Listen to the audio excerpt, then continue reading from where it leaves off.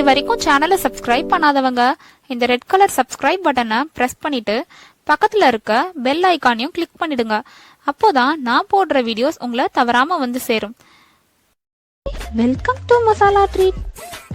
சேஃபா சமைங்க, சந்தோஷமா சாப்பிடுங்க. நம்ம சேனல்ல ஒவ்வொரு வாரமும் 4 வகையான வீடியோக்கள் கிழமை வாரியாக பதிவேற்றப்படும். இந்த வார அசைவ உணவுல நாம பார்க்க போற ரெசிபி முட்டை குழம்பு. இதற்கு தேவையான பொருட்கள்: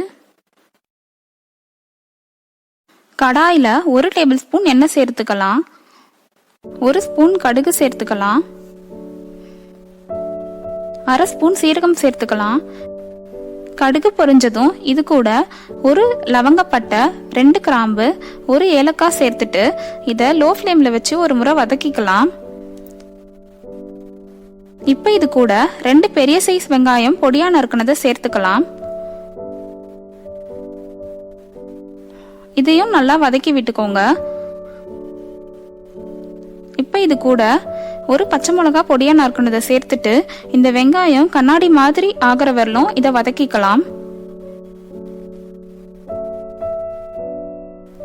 இப்போ இதுல 1 ஸ்பூன் இஞ்சி பூண்டு விழுது சேர்த்துட்டு இஞ்சி பூண்டோட பச்சை வாசனை போற வரைக்கும் ஒரு 2 ல இருந்து 3 நிமிஷம் இதை வதக்கிட்டு இது கூட 3 மீடியம் சைஸ் தக்காளி சேர்த்து நல்லா வதக்கிக்கலாம்.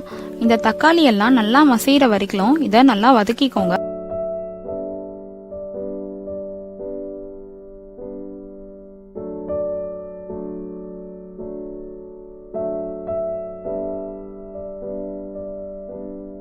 இப்போ இது கூட மஞ்சள் தூள் 1/4 ஸ்பூன், மிளகாய் தூள் 1 ஸ்பூன், தனியாத்தூள் 2 ஸ்பூன், கரம் மசாலா 1/2 ஸ்பூன் சேர்த்துட்டு இது எல்லாத்தையும் ஒரு முறை நல்லா வதக்கிக்கலாம். உங்களுக்கு காரம் அதிகமா வேணும்னா 1 ஸ்பூன் மிளகாய் தூளுக்கு பதிலா 2 ஸ்பூன் மிளகாய் தூள் சேர்த்துக்கோங்க, அப்போ சரியா இருக்கும். இப்போ இதை நல்லா வதக்கிட்டு இதை ஒரு மூடி போட்டு 2 ல இருந்து 3 நிமிஷம் இந்த மசாலாவோட பச்சை வாசனை போற வரைக்கும் இதை மூடி வேக வச்சு எடுத்துக்கலாம். இப்போ இது கூட ஒரு கொத்து கருவேப்பிலை சேர்த்துக்கோங்க.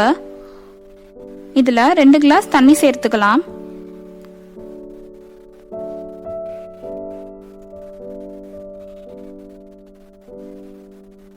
இப்போ இந்த குழம்புக்கு தேவையான அளவு உப்பு சேர்த்துட்டு இதை நல்லா கலந்து விட்டுருங்க.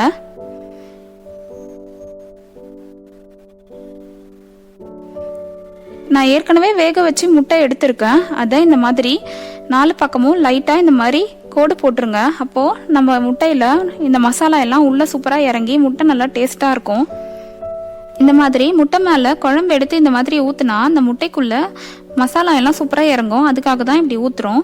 இப்போ இதை ஒரு மூடி போட்டு 5 நிமிஷம் நல்லா வேக வச்சு ஓபன் பண்ணிக்கலாம். இப்போ இதை இன்னும் டேஸ்ட் ஆக்கிறதுக்காக 1 ஸ்பூன் காஞ்ச வெந்தயக்கீரையோட இலையை இந்த மாதிரி கையில கிரஷ் பண்ணி உள்ள சேர்த்துக்கலாம். இது ஆப்ஷனல் தான், உங்ககிட்ட இல்லைன்னா பரவாயில்ல, சேர்க்க தேவையில்லை. இது எல்லாத்தையும் நல்லா கலந்து விட்டுக்கோங்க. இப்போ இது கூட 2 டேபிள் ஸ்பூன் கொத்தமல்லி இலை தூவிட்டு நல்லா கலந்துக்கலாம்.